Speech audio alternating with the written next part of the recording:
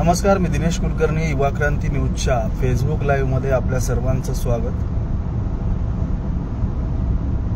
काही महिन्यामध्ये हिंगोली लोकसभा लागू शकते. संपूर्ण भारतभरामध्ये लोकसभेचं इलेक्शन हे कधीही लागू शकतं. त्याची आचारसंहिता देखील कधीही लागू शकते. एकंदरीत हिंगोली लोकसभेचा अभ्यास केला असता तुम्हाला काय वाटतं, हिंगोली लोकसभेमध्ये यावेळेस महायुतीची जागा लागेल की महाविकास आघाडीची जागा लागेल? तुमचे प्रश्न आम्हाला कमेंट करून नक्की विचारा. कारण एकंदरीत यावेळेसचं वातावरण आपण पाहिलं असेल की तेलंगणा स्टेट जर सोडलं त्या ठिकाणी विधानसभेसाठी 119 जागाचं इलेक्शन होतं आणि रेवंत रेड्डी हे त्यांनी सीएम पदाचा कारभार हातामध्ये घेतला. के चंद्रशेखर राव यांच्या मात्र एकंदरीत 34-36 सीट निवडून आल्या आणि त्यांची सत्ता तेलंगणामधली गेलेली आहे. राजस्थानचा विचार केला, भाजपनं बाजी मारली.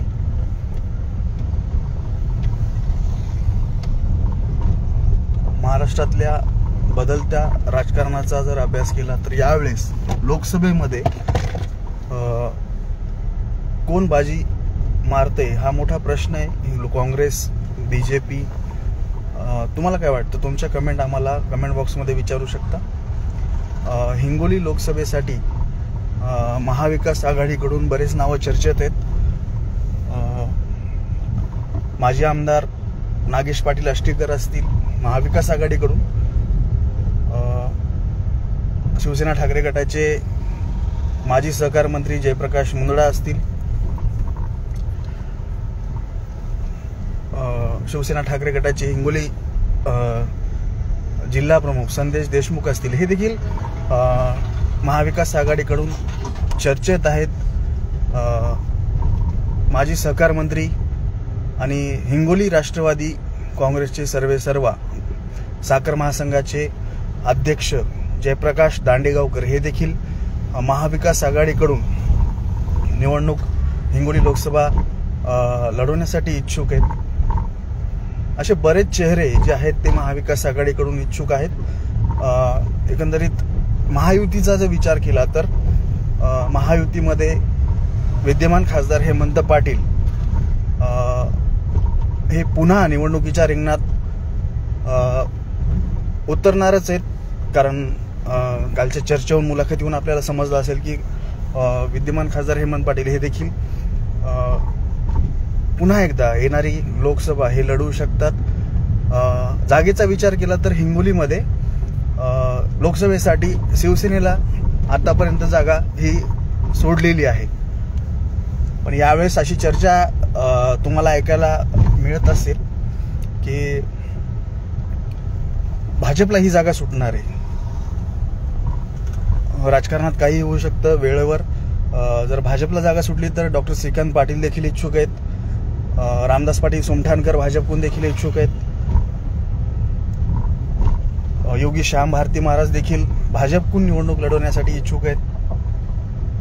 असे 16 चेहरे काही नेत्यांनी आपल्याला सांगितलं की 16 चेहरे देखील भाजपकडून निवडणूक लढवण्यासाठी इच्छुक आहेत. तर तुम्हाला काय वाटतं की भाजपला ही जागा सुटेल, शिवसेनेला सुटेल? मुरब्बी नेते हे लोकसभेच्या इलेक्शनसाठी निवडणुकीच्या रिंगणात उतरणार आहेत. आता फेब्रुवारी चालू आहे. मार्चमध्ये, एप्रिलमध्ये लोकसभेच्या निवडणुका हे 100% लागू शकतात. कार्यकाळ देखील सर्व खासदारांचा संपत येतोय. त्यामुळे लोकसभेसाठी बरेच चेहरे हे आपल्याला इच्छुक असलेले पाहायला मिळत आहेत.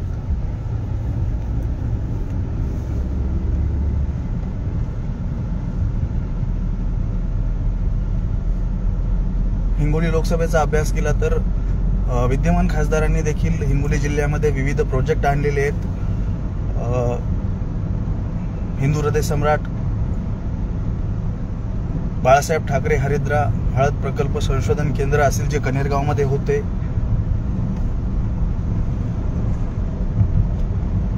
बरेचसे कामं विद्यमान खासदारांनी हिंगोली लोकसभेमध्ये केलेले आहेत. त्यांची पुस्तिका देखील जाहीर झालेली आहे. वचनपूर्ती त्यांनी ती दिली होती ती पूर्ण करण्यात खासदार साहेब तुम्हाला काय वाटते, यशस्वी झाले आहेत नाहीत?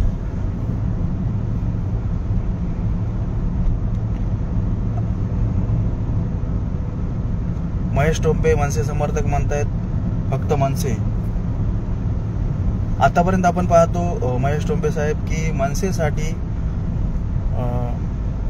राज ठाकरे यांनी लोकसभेला 2009 पासून जो पक्ष स्थापन झालाय तुमचा महाराष्ट्र नवनिर्माण सेना, तेव्हापासून तरी खासदारकीला हिंगोली लोकसभेची जागा दिलेली नाहीये. तयारी महाराष्ट्र नवनिर्माण सेनेकडून खूप नेते करतात, पण जागा काही आपल्या भागामध्ये मनसेसाठी सोडलेली नाहीये.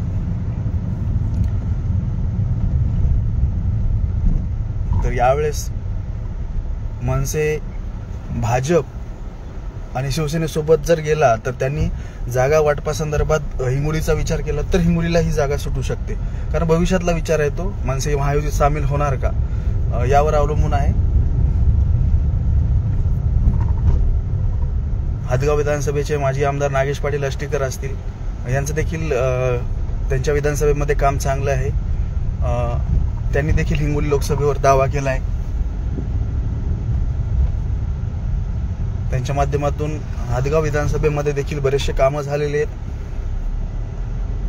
लोकसभेमध्ये सुद्धा ते बरेच प्रकल्प, लोकांची अडचणी, लोकांना हव्या असणाऱ्या सुविधा देण्यासाठी ते देखील पात्र यासाठी ठरतात. शिवभक्त सचिन पतंगे म्हणतात भावी खासदार गजाननराव घुगे. कळमनुरीचे माजी आमदार गजाननराव घुगे हे देखील भाजपकडून इच्छुक आहेत. सोशल मीडियावर त्यांचा खासदारकीसाठीचा जो काही आपण व्हिडिओ वगैरे पाहतो, रील्स वगैरे, ग्राफिकच्या माध्यमातून ते देखील हिंगोली लोकसभेवर भाजपकडून दावा करतायत. चांगले उमेदवार आहेत, तगडा अनुभव आहे, कळमनुरीचे माजी आमदार होते.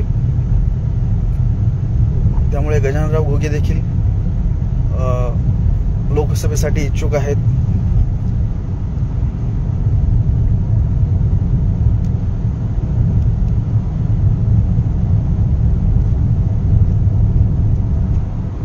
तुम्हाला काय वाटते की कोणता चेहरा हा महाविकास आघाडीने आणि महायुतीने हिंगोली लोकसभेसाठी समोर केला पाहिजे? यासाठीच खरं तर मी लाईव्ह आलो आहे. भाजपकडून रामदास पाटील सुमठाणकर असतील, माजी प्रशासकीय अधिकारी आहेत, सीईओ राहिलेले आहेत. हिंगोलीला सुद्धा त्यांनी प्रशासकीय सेवा कर्तव्य बजावलेलं आहे. त्यांना देखील शासनाच्या, केंद्र शासनाच्या विविध योजनांचा अभ्यास आहे आणि सर्व तळागाळातील सामान्य माणसापर्यंत त्यांचा दांडगा संपर्क सुद्धा आम्हाला पत्रकारिता करत असताना पाहायला मिळतो. एक उत्कृष्ट कुशल नेतृत्व रामदास पाटील सुमठाणकर यांच्या माध्यमातून हिंगोली लोकसभेला मिळू शकतं. त्यामुळे रामदास पाटील सुमठाणकर हे देखील एक चांगला चेहरा भाजपकडून पुढे आला तर हिंगोली लोकसभेचं कल्याण होईल, यात काही शंका नाही आहे.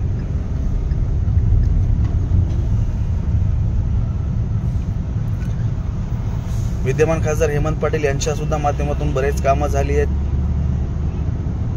महायुतीचा तिढा कशा प्रकारे सुटतो आणि जर शिवसेनेला जर ही जागा गेली तर आम्हाला तरी वाटते की खासदार हेमंत पाटील यांची मागची लीड बघता 2,78,000 मतांनी, लीडच्या मतांनी ते हिंगोली लोकसभेतून निवडून आले होते. त्यामुळे त्यांना सुद्धा पुन्हा ही खासदारकीची निवडणुकीचं तिकीट हे भेटू शकतं म्हणण्यापेक्षा विद्यमान आहेत, रनिंग आहेत, करंट आहेत. त्याच्यामुळं त्यांना ते तेवढा जोर बाकीच्या उमेदवारापेक्षा जोर लावण्याची गरज नाहीये.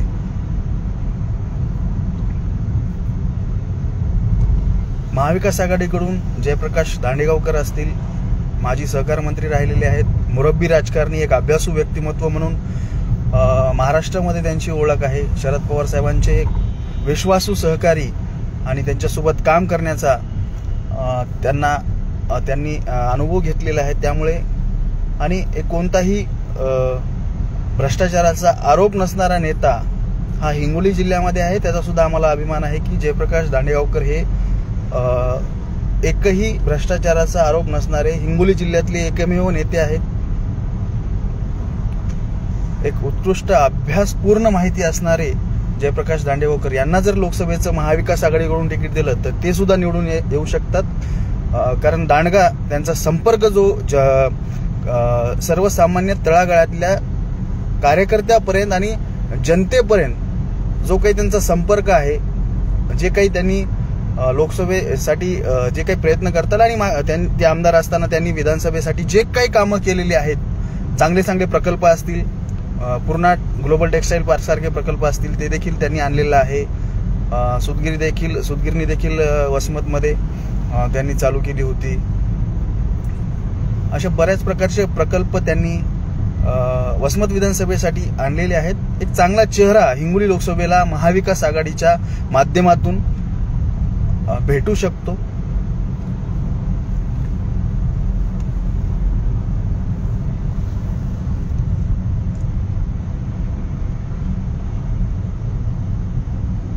डॉक्टर श्रीकांत पाटील जे आहेत ते देखील भाजपकडून इच्छुक आहेत, महायुतीकडून, आणि त्यांचा देखील हिंगोली लोकसभेचा दौरा हा रोज सुरू आहे.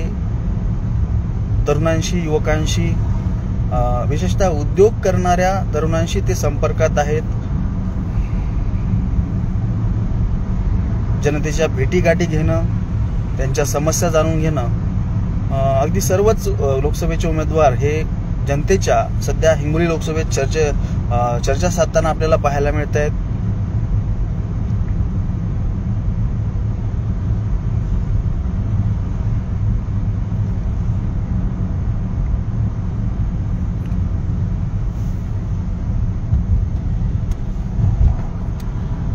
तुम्हाला काय वाटतं की कोणता चेहरा महायुती आणि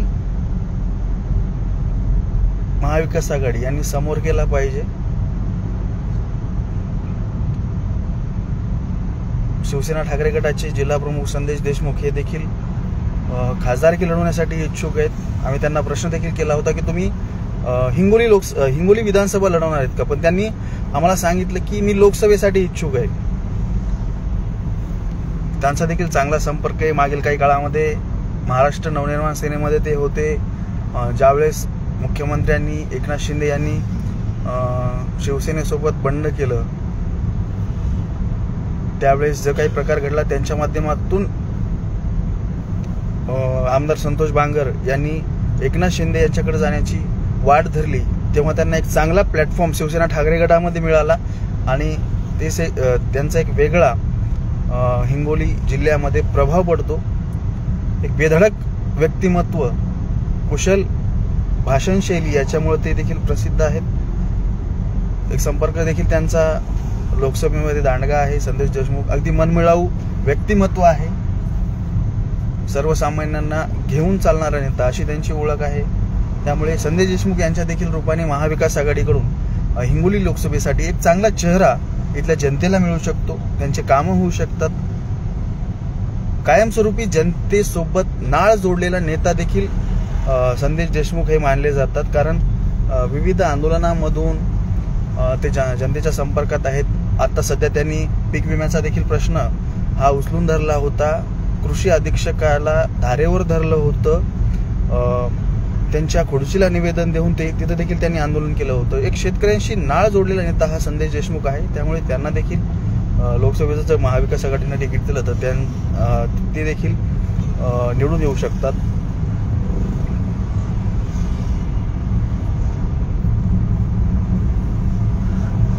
असे बरेच चेहरे आहेत, अनुभवी व्यक्तिमत्व आहेत,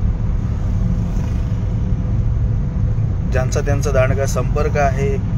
जनतेसोबत चांगले त्यांची कामे करण्यामध्ये त्यांनी मने लावलेली आहेत. सध्या सगळेच अगदी जोमाने हिंगोली लोकसभेमध्ये जे इच्छुक आहेत, सगळ्याच पक्षाचे ते तयारीला लागलेले आहेत. फेब्रुवारी चालू आहे, मार्च नंतर कधीही लोकसभेच्या निवडणुका लागू शकतात. आज लोकसभेतील सेशनचा शेवटचा दिवस आहे. भारताचे पंतप्रधान नरेंद्र मोदी काय घोषणा करणार, कसा निरोप समारंभ घेणार हे देखील पाहावं लागणार आहे.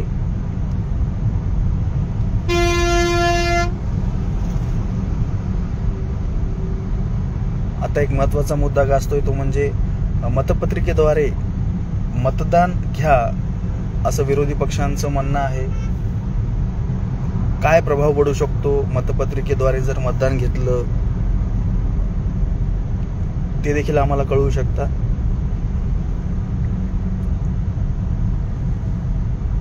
तेव्हा असे बरेच चेहरे हे हिंगोली लोकसभेसाठी इच्छुक आहेत आणि जोमाने ते कामाला देखील हिंगोली लोकसभेमध्ये लागलेले आहेत. तुम्हाला काय वाटतं? तुमचं मत आम्हाला कमेंट बॉक्समध्ये नक्की कळवा आणि आमच्या चॅनलला लाईक, सबस्क्राईब, फॉलो, कमेंट करायला विसरू नका. धन्यवाद.